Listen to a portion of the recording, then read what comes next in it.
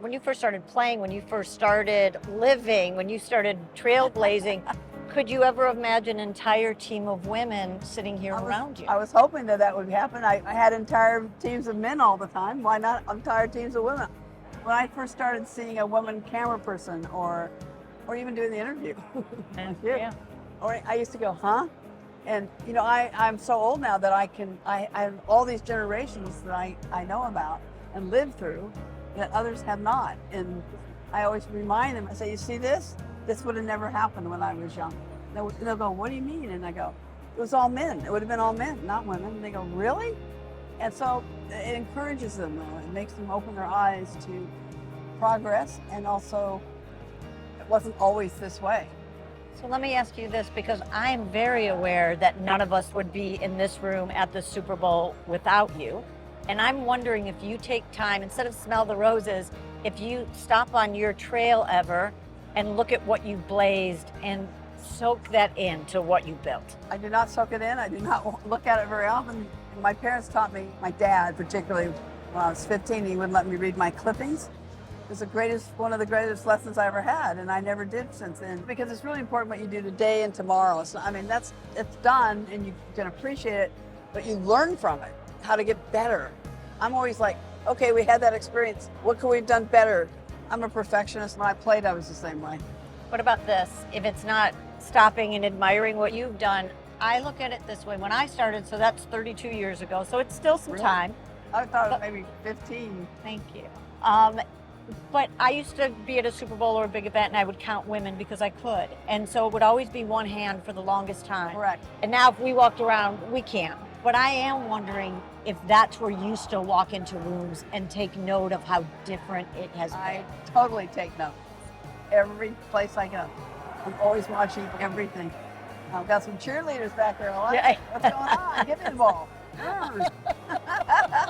I don't think they realize that everyone's having interviews here at Radio Row. I don't think they care. Well, I don't think they know. I think they're oblivious. You're much kinder. But if it was a team of women, we'd be so conscious about don't interrupt everyone. We're taught. We're really taught. Don't interrupt. Be perfect. Girls are taught to be perfect, and we wonder why we never have any self-confidence.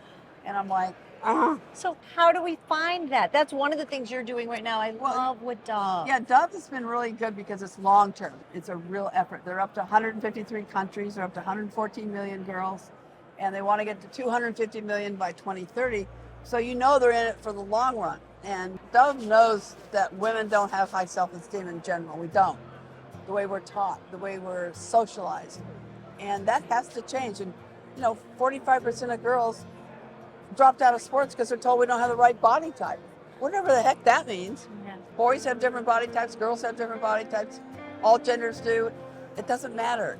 And the self-talk that Dove's trying to do to help girls is really good. Like, visualize, try to give yourself positive feedback, mental and emotional feedback, and it works. I love what they're doing because exactly what you're saying, that self-taught at a young age, because we know this, it has no expiration date. Confidence in yourself, it doesn't matter if you're a teenage girl or my age, of how I talk to myself. So when did you have it, and can we bottle it up and give it away? But when did you really go, I'm comfortable and confident in who I am? I don't know. I think that's a hard one. I'll have to go back and think about it. I wasn't comfortable for a long time. Trying to figure out who I was, sexuality-wise and every way-wise, and not being accepted. When we started the women's tour, I was told if I talk about what I'm feeling about my sexuality, we wouldn't have a tour. So that drove me deeper into don't say anything. Because it's not just Billie's responsibility. I'm responsible for the whole tour. So that was a pretty easy decision to make, but it also put me on the back burner again. Find out my authentic self, being out, so it's rough. And then being outed, losing my endorsements, everything overnight, basically, just about.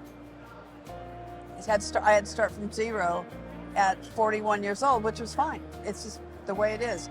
I said to myself, you know what? It's the way it is. I got to start over. But I start over every morning anyway. And I think at night before I go to sleep, I get all excited about the next day. But what can we do tomorrow and get things done? And help women's sports and help people. So I'm big on that. So I'm living large. I have no complaints. I'm sitting here thinking how much I want to thank you for making it possible for me and all these incredible women with GALvanize to be in this room. And I'm like, I hope you don't get tired of women thanking you every day. And at the same time, I hope you get tired because there's always being thanks. She is so much fun. Laura, you're funny. Laura's funny. Billie Jean King, Thanks a lot. thank you for making my week. It's great to see you again. Great to see you. Congratulations to your team of women. GALvanize. Now, please, now let's rival the men, ladies, Well- so we can make sure that they hear us. Woo!